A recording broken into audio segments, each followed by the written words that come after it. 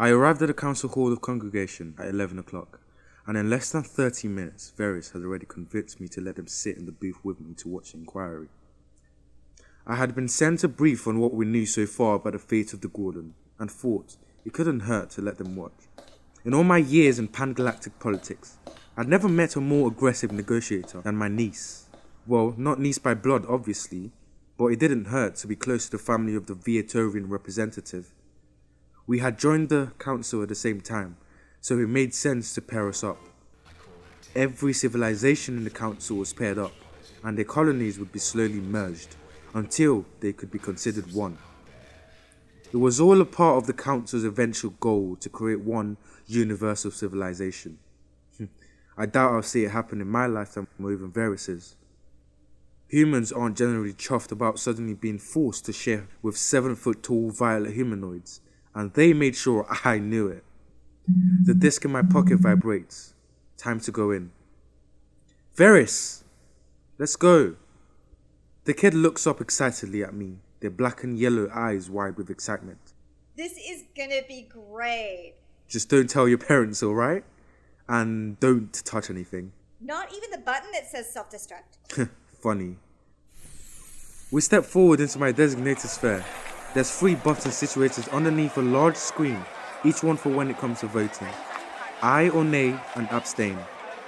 Extremely archaic words from a long-dead planet, but tradition dictates we use them. It's my understanding that some booths have up to 5 buttons. Some civilizations have concepts beyond the 3, yes, no, and maybe. I tried talking to a Chakadawal about them, but I just ended up getting confused.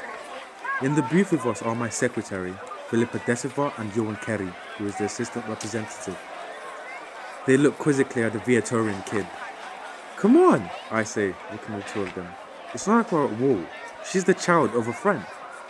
Philippa shrugs as if to say fair enough, but Ioan continues to look at Veris. Not everyone is as accepting of Viatorians being buddies with humans. See, if I could choose an assistant representative like I could choose my secretary, I would have chosen someone else. But unfortunately, Ioan was a runner-up in the election. The chamber is a huge cylindrical room, completely covered in spheres embedded in the wall. Each one contains the representative for a civilization. It's a complicated system that puts them there that very few fully understand. At the center of the room is a podium, on which stands a 3D projector. As the chambers gets quiet, a voice comes from my speakers in human. We will now play the council anthem. I stand up and so does Ioan and Philippa. I peer out of the sphere and the other representatives, Meductions, Viatorian, Strachadaud, Dŵrians, Has, each one of us here in service of the greater good. As the anthem finishes, we all sit down and a visualization of ethos appears, this time in the form of silk scarves floating around in a beautiful dance. It speaks, every one of us hearing it in our mother tongue. The Retories acknowledge the representatives who have joined us in this congregation of the Council of Nimania. The reason for this meeting is the destruction of the CNSS Gwilym and subsequent loss of things Ik Tubal Khan, a Vitorian male, and Fatima Hassan, a human female. I never met Fatima, but I spoke to her family back on Anwen when I attended her funeral. It was all carried out with such military efficiency, I'm not even sure they got to see her body. Not that that would be a good thing. From the photos on my screen, there wasn't much left of her. As for Ioan, his body is still in the council morgue, despite numerous requests from the Viatorians on Agorakitos to send him home. Logos is sending the necessary information to your screens. From what we gather, something emerged from the dwarf star Tiresias and presumably tore apart the Gwilym.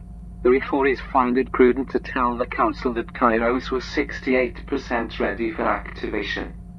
We look at the dancing scarves in shock, and Ioan swears under his breath. Kairos was a lesser-known part of the Retories. It was responsible for when time was of the essence. The council would be suspended, and the galaxy would enter a state of emergency. 68% was extraordinarily high. Ethos disappears, and in its place, an eternally constructing spiral appears. Logos speaks. The energy signature of Tiresias changed significantly at 6:43 set time. At that point all telemetry cut out. We do know that something left a large amount of organic matter in its wake. A trail of an ashy substance can be found leading from Tiresias, past the Gorlan and onward out of the solar system. The organic matter trails off, but on your screens you will be able to see the predicted course. The Rhetori's recommend military action all along this path and the implementation of an immortal operative. At this, I turn to Philippa. I can really tell what she's about to say. The kid shouldn't be here for this. Ioan chimes in. Agreed. I press the door release and shoo them out before they can say anything. I quickly transfer them a few units to buy themselves some food and mouth. Go, before closing the door again. Sorry guys, my bad. I didn't realize this congregation would be so grave. I turn back to the hall and a debate is ensuing about what operative would be assigned to the case. From the 3D projector there are profiles of the different ancient beings in service to the council. They've been indentured to us as punishments from the gods. Each one having done something. We don't get told that sort of thing. The representative's Karxcki is speaking, my sphere translating a series of clicks and taps into something I can understand. And so, in short, Artemis cannot be assigned to this investigation as she is doing important work on Halvatha, and to remove her would undo everything that she and the Vince there have worked to achieve. Fair enough, I think, and press the option to remove Artemis from the listing. For the next 3 hours we methodically go through each ancient being in our service. Delia of Corinth, busy in the depths of the temple of Nemesis of Rigel X. Neutronus, clearing a space station of demonic infestation. One by one, the list gets shorter and shorter, and I watch the name at the bottom of the list get closer and closer to the top. And with creeping dread I begin to realize that we might actually have to use him. I can tell that everyone else in the chamber feel the same way, and they begin to shuffle nervously. After the penultimate operative is removed from the list, his profile takes the center of the room. Before anyone gets the chance to speak, the vote is almost unanimously a no. I tap my screen a few times to contest the results. Only 1 of 5 I get in a year. Ethos announces me. The hall recognizes representative of the humans Alecksander Ashton. I fully empathize with the council.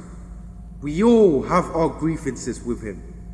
The humans more than anyone, but time is of the essence. We cannot afford to wait around to do nothing while whatever this thing is wreaks havoc in all galaxies. Say what you will about him, but he always completes his task. But at what cost? The Haas representative Morvil of the Deep speaks. On the colony of Vestia, he was sent to free the copper shadow from its torment, and he ended up destroying the whole artifact along with it. On a mission to retrieve a new weapon schematic he just didn't return. There's a reason he's nowhere near having done his time in working for us. I take a deep breath. And I see that.